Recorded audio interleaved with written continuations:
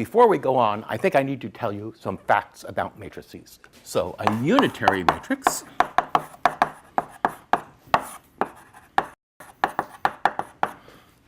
satisfies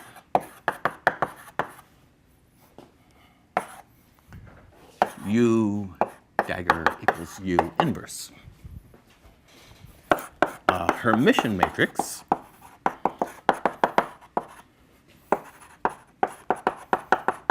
satisfies H is equal to H dagger.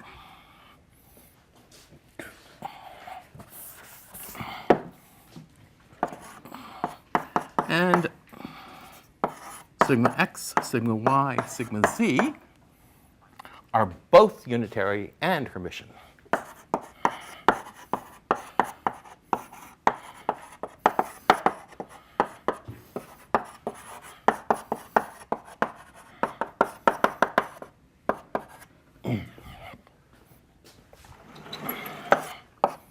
So if we take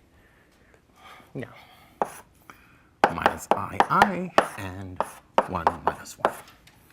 So if we take the transpose of this and take its complex conjugate, we get the same thing here, we get the same thing here, and we get the same thing here.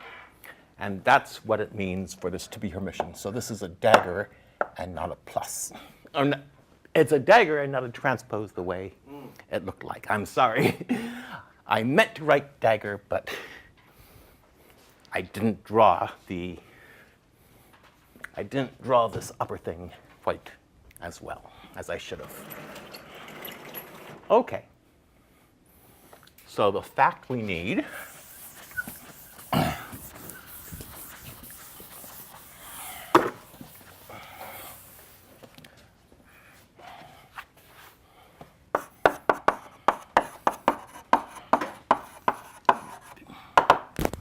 both unitary and Hermitian matrices have, of dimension d, have d eigenvectors.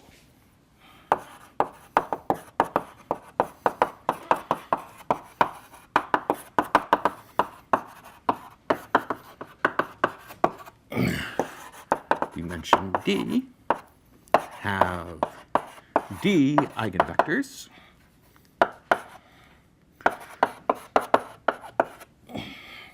And these are, well, they're all orthogonal. And you can, and since eigenvectors aren't, the length of eigenvectors is not specified, you can assume that they're all units. So you can assume that they're all orthonormal. So H is equal to M Hermitian. M is equal to summation I equals 1 through D, lambda I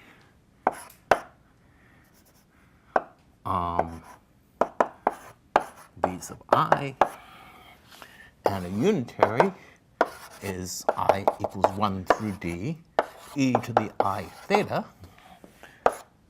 V sub I, V sub I. Where in both cases, the V sub i's form a basis. And lambda I is, of course, the eigenvalues, and e to the I theta are, again, the eigenvalues. So this, well, I will prove it.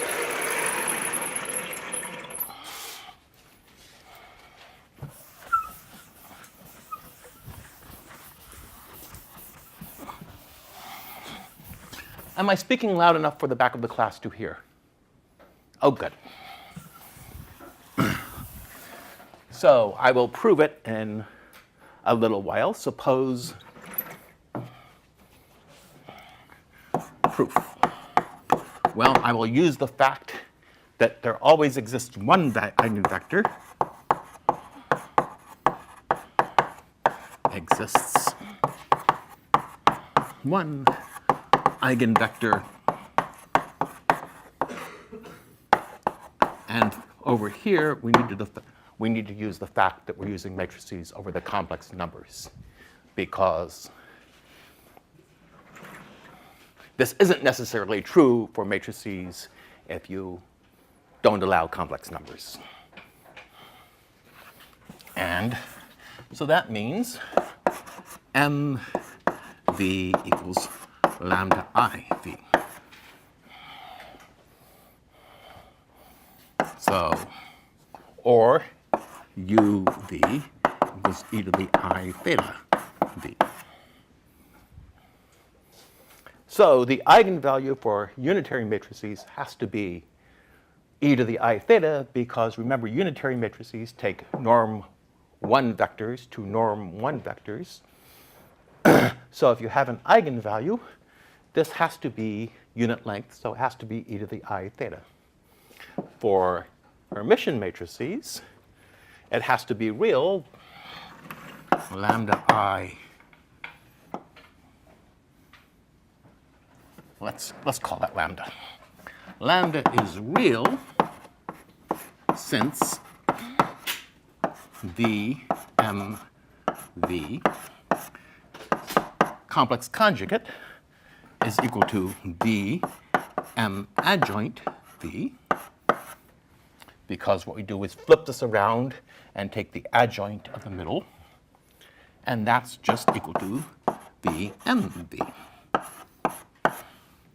And this was lambda.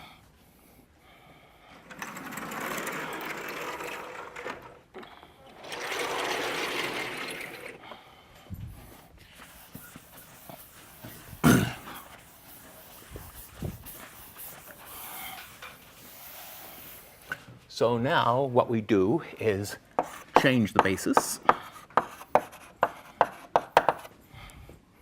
I guess m prime equals u m u dagger. So this is how you change bases. So first, basis vector is v. Now, if v is an eigenvector, we know that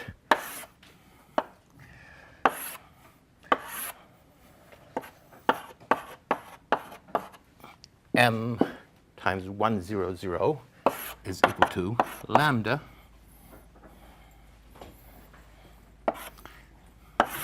(1, 0, 0, 0, 0). And what that means is that this entry is lambda, and all these other entries are 0. But m is Hermitian, so that means that all of these entries also have to be 0.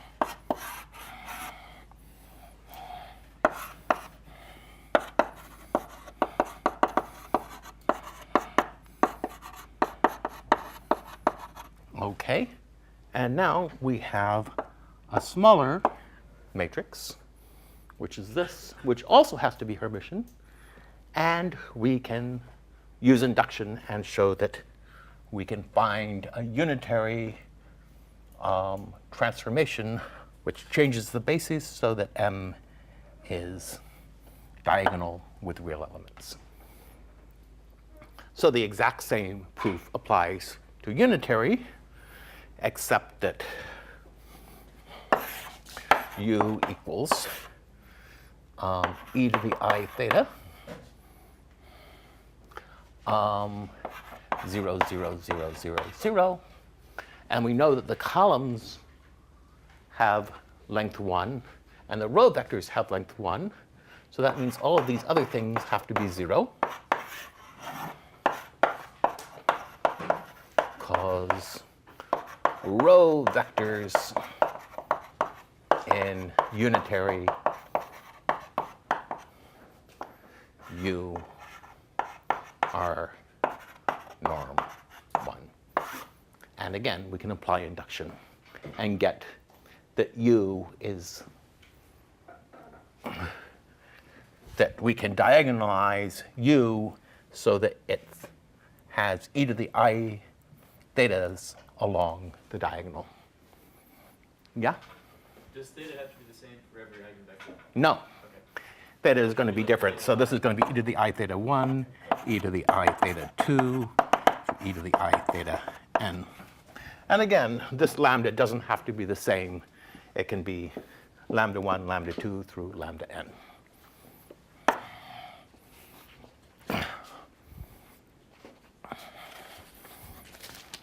And it's clear this is a unitary matrix, and it's clear this is a Hermitian matrix.